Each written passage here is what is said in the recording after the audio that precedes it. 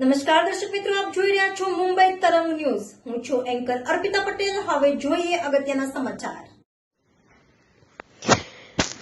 રાજ્યમાં ઉત્તરાયણના પર્વ પર ઘાયલ પશુ પક્ષીઓ માટે રાજ્ય સરકાર દ્વારા કરુણા અભિયાન અંતર્ગત સાવરકુંડલા શહેરમાં સીસીએફ આરાધના સાહુ સાહેબ જૂનાગઢ તથા રાજદીપ ઝાલા સાહેબ ડીસીએફ ધારી સાવરકુંડલા શહેરની મુલાકાત લઈ ઘાયલ થતા પક્ષીઓ માટે કંટ્રોલ રૂમની મુલાકાત લેવામાં આવી હતી તથા નોર્મલ રેન્જ સાવરકુંડલા તથા સહયોગી સંસ્થા વન પ્રકૃતિ ચેરિટેબલ ટ્રસ્ટ સાવરકુંડલા દ્વારા કરુણા અભિયાન અંતર્ગત સાવરકુંડલા તાલુકામાં ઘાયલ થતા પક્ષીઓ તેમજ ઉત્તરાયણ પર્વ પર દોરીથી થતા અકસ્માતોથી બચવા જનજાગૃતિ લાવવા માટે 122 શાળાઓના બાળકોને પત્રિકાઓ દ્વારા માહિતી તેમજ યોગ્ય સમજણ આપવામાં આવી હતી.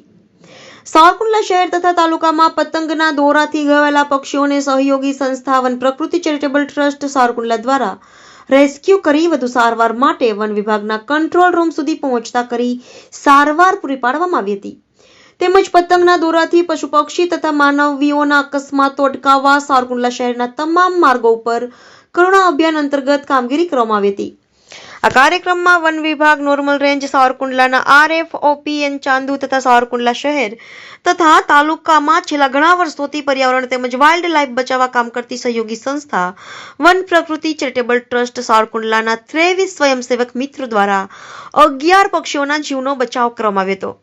ગત વર્ષની સરખામણીમાં બાળકો તેમજ લોકજાગૃતિના કારણે આ વર્ષે ઘાયલ પક્ષીઓનો દર ઓછો રહ્યો છે. ભવિષ્યમાં ઘાયલ પક્ષીઓની સંખ્યામાં નીલ આવે તેવા વન પ્રકૃતિ ચેરિટેબલ ટ્રસ્ટ દ્વારા પ્રયત્નો કરવામાં આવશે. રિપોર્ટર બિપિનભાઈ રાઠોડ, મુંબઈ તરંગ ન્યૂઝ, ચલાલા. હાલ કરુણા અભિયાન ચાલુ છે, જે અંતર્ગત CCF Sahu madam Savarkundla control રૂમની મુલાકાત લીધી હતી. તેમજ રાજદીપસિંહ ઝાલા સાહેબ DCF ધારી, સાથે સાથે સાવરકુંડલાનો RFO શ્રી PN ચાંદુ સાહેબ અને સંયુક્ત ઉપક્રમે વન વિભાગ અને વન પ્રકૃતિ ચેરિટેબલ ટ્રસ્ટના સંયુક્ત ઉપક્રમે 11 પક્ષીઓના જીવ બચાવી લેવાયા છે, રેસ્ક્યુ કરાયા છે.